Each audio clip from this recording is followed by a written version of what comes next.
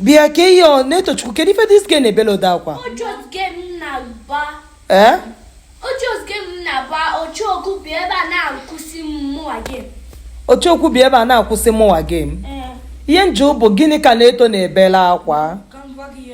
Gwa m ihe mere. So, is it not deceiving neto? Gịnị bụ deceive n'Igbo? Ọ na-eme neto ka o mee ife ọjọọ. Ọ na-eme neto ka o mee ife ọjọọ. Chineke mo. Ọ na-eme neto ka o mee ihe o kwesịrị nọ ime. O mee ihe o kwesịrị nọ ime. Ka o mee ihe o kwesịrị nọ ime. All right. So, neto ta cashewnut. Did the bia we see neto. Let's buy egwu. Ebe nkwu aka cashewnut. Ebe ọkụ aka onye cashewnut. Okay. So sit neto we just do banana. Cashewnut neto in neto. All the half of that plastic, yes. The plastic. So did na akụ aka neto na anya like 4 or 3 now. Cashew nut, yeah. Onata, oreva. Jesus. Did I see or chalk kai na ba? Okosi ako ha gbalokwa the game na aga. Ọ na-akụ aka na ịta na-achị ya cashew nut. Okay. Na see mba. O cholo ko nye ya this cashew nut no. O pezimpe. Ezigbo mpe. O chokota this one. Follow better. Ona ozite na force neto ka the cashew nut. So mbakute ha we see the half neto aka. So je na kitchen je ta cashew nut gi. Ofom onu oku. Okpo gigin. Onye oku. Kinke bụ onye oku? Yeah. Onuku ko. Maro Gịnị ka ịkpọ nwanne gị? Ochoku. Oke ochoku ka ịkpọrọ ya. Kedu ka o si chọọ okwu n'okwu a kọwalụ m? Mom, so really need to have the plastic cashew nuts, ne? So muna ya decide he play sister game. Mmekitalita sister game. Unnemegin?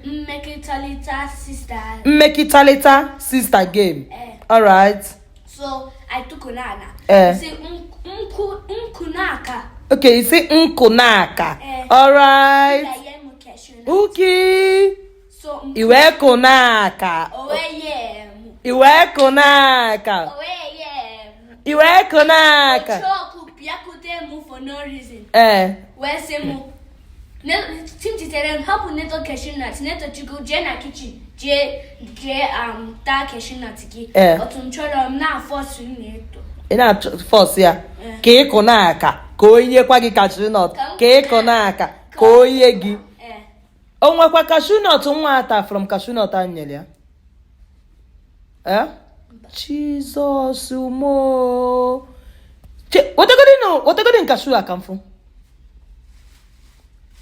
Zite, imi nnogu atagidelu. Cashew nut nye neto we hala otu a. Yes, ka na-emekwa ịkụ n'aka ka onye kwa gị, ka onye tọpụ gị nke fọ ka ịta agba. Isi mgbaala gị. Mmekọtala kata mekata gbuo ọnụ gaa ebe a. Ịta cashew nut nke gị ịtahụ nke gị. Onye ọbụla talụ nke ya. Neto chukwu na-ete eke nap. Oge your father gote this cashew nut. Mgbe chi ya onye ọbụla welu nke ya nwa wete lalụcha ụla binye ịkpọrọ ya jee one side si ya na ịkụ n'aka onye gị cashew nut ịkụ n'aka chimstere sekpụrụ ha ozugbo sekpụrụ ha a na-ekwu nwanne gị nwoke wee bịa wee fụ na ife ị na-eme adịrọ mma wee sị gị zite na ife a adịrọ mma gị lapụzie nwatakịrị a ka ọ taa nke obere esi ya mba kpọwa ya ọchọ okwu. First of all gụgodiri nwanne gị egwu mgbaghalụ ị gụọrọ nwatakịrị gụọrọ ha na-abụ egwu nwa yi isi m this girl eme anyị ịwa n'ụna. How? How? Chimzitele mo.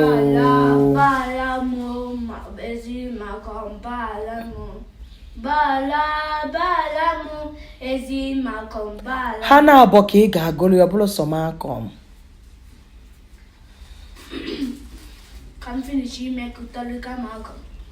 Bala m ezimakọ bala m. Ihe ọjọọ ni na mmiri etu gị. Alele. Bala m. Cashew nut imere etu ya.